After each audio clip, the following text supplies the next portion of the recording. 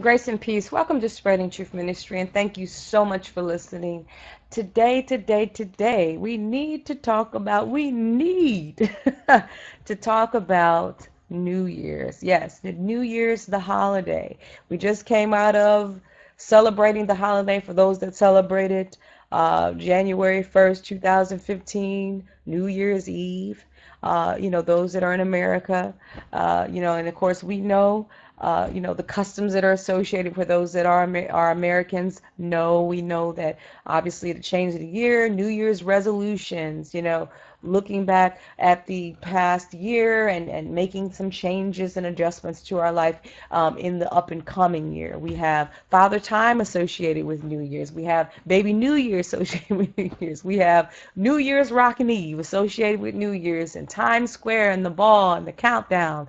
We have, the screaming of Happy New Year and the celebrations that occur and the parties and the champagne, and we have the fireworks. We have in some neighborhoods the guns and the shootings that happen during New Year. So we all know all the different customs and the rituals that are associated around New Year's that happen every year. That's been happening for quite some time. But you know what? You'll be surprised to know if you're not knowledgeable in regards to the origin of New Year. We're going to talk about it today, and you'll be surprised to know that these customs are not very new. As a matter of fact, they're customs of the past that we have incorporated in our society today. And so I hate to be the bearer of bad news, especially for those that are believers and Christians, but New Year's Day, New Year's Eve is rooted in paganism.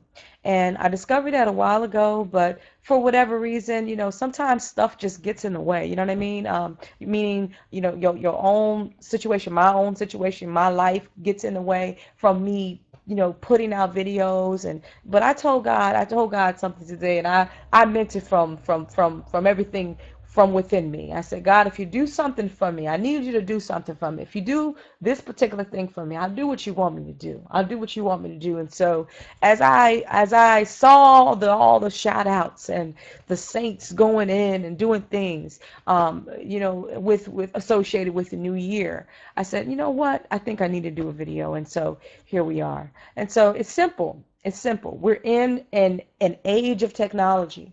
So everything's in plain sight. So all the knowledge and the information I'm about to share with you, you can Google it yourself. You can get the information. As a matter of fact, I'm going to point to a couple of websites that you can go to, that you can read for yourself and see for yourself, or actually watch a video for yourself. And as we know, YouTube is a hub, for information, some good and some bad, but it's a hub for information. So you can definitely try there too. I'm sure there's a numerous of videos in regards to New Year's, along with all the other pagan holidays, I'm sure. But I had to jump on the bandwagon just to share what information that I've discovered and what changed my life. And so it's interesting because yes, I used to go to watch night services. I didn't go all the time, but every now and then I would go because I'm a believer, and I love going to church. So somebody tell me they're having a service and they invite me, I'll go and I associate, I'll fellowship. I had no problem with that. But I personally wasn't necessarily, at least in my mind and heart, I wasn't celebrating the New Year because of information that I knew about it. I knew there was paganism. It was rooted in paganism, but I would go and associate. But I'm at the stage in life where I don't want to affiliate or associate or connect with anything that may be nearly remotely close to offending God. And so, as we know, just like the commandments say, thou shalt have no other gods before me. So when I discovered that this particular day was in commemoration or in honor of a particular God, that like took me back some, and so it really did something for me. So, when you go on History Channel, let's go there first. It talks about the early calendar, and of course it traces back to the Babylonians. I mean, it goes way back. But to bring you forward, Rome, the Emperor Julius Caesar is the one who instituted January 1st. Okay, obviously there were some issues with the calendar at the time. It fell out of sync with the sun, so they had to choose another first day of the year. And so, in honor of the god, which was actually January was named after a god, Janus. So in honor of the month's namesake, which was Janus, the Roman god of beginnings, they decided to have January 1st as the first day of the year. The Roman god Janus, the god of beginnings, has two faces, which denotes duality. The two faces allow him to, one looks back to the past and the other one looks forward to the future.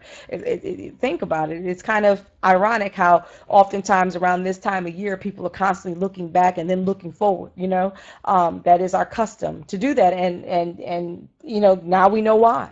The Romans celebrated it by offering sacrifices to Janus, by exchanging gifts, by decorating their homes with laurel branches, and by having these lavish parties. This is what they did unto Janus. So the whole day was not just to fix a problem, which they had with their calendar, but it was to honor the god Janus. That's the institution of New Year's.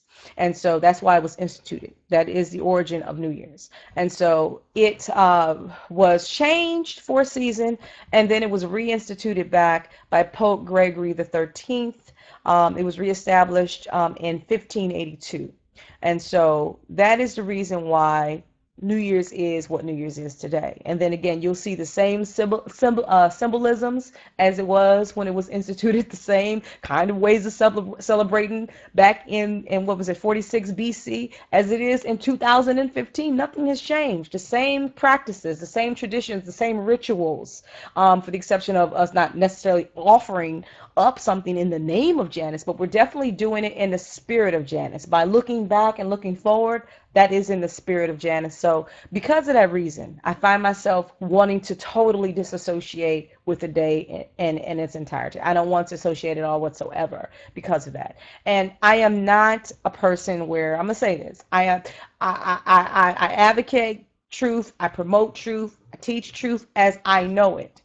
There might be some things that I may not know. There might be some practices that I practice that are not like God, that I'm not even aware of. You know what I'm saying? But here's my heart. If I find out something that is not like God, I'm going to turn from it. I'm going to reject it. And Satan is such a copycat. He is such a counterfeit, because God said in his word in Exodus the 12th chapter, verse 2, this month shall be unto you the beginning of months. It shall be the first month of the year to you. And it was talking about Abib. So God already has a month to the people of God that is the beginning of months unto them. That is the beginning of the year unto them. Though we celebrate, those that celebrate the Feast of Trumpets and Yom Teruah, we celebrate, and because Feast of Trumpets, because God says we should celebrate the Feast of Trumpets as a memorial of the blowing of the trumpet. But it is also, Yom Teruah also has a change of year. That's why the Jews celebrate, Rosh Hashanah. But God told his people in Exodus, the 12th chapter, to celebrate Abib as the beginning of the months. So it's so important that we understand God's word in 2 Corinthians, the 6th chapter, verse 17, where it says, wherefore come out from among them and be ye separate, saith the Lord, touch not the unclean thing, and I will receive you. Even when Jesus prayed and he was talking to the Father, he said, you know what? They're not of this world. They're not of the world, even as I'm not of the world, And so it's so important that I sanctify them. And it's so important that we remain sanctified.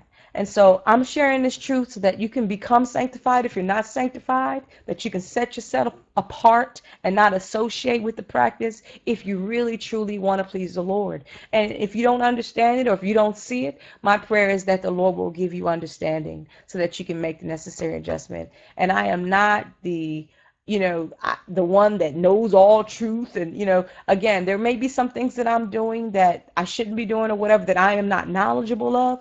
But my prayer is this: Father, if whatever it is that I may be doing that's not of you, show me so that I can change my ways, because I want to be pleasing in his sight. That is so my prayer, and that is my prayer for you, that whatever necessary adjustments that have to be made so that you can be pleasing in your sight, that you'll be daring enough to do it, bold enough to do it, anointed enough to do it, and inclined enough to do it, and persuaded enough to do it. And not concerned with how other people feel about it. Yes, I was concerned about my family because I love my family. I want my family to know that I'm not trying to push them to the side or reject them because of my stance for the truth. I still love them, but God's word is true. And so He comes first. And so I love you. That's why I share this. And I hope that you love me too, and that you'll continue to keep me in prayer as I keep you in prayer, because God's truth must continue on. All right. Thank you so much for listening. Until next time. Shalom.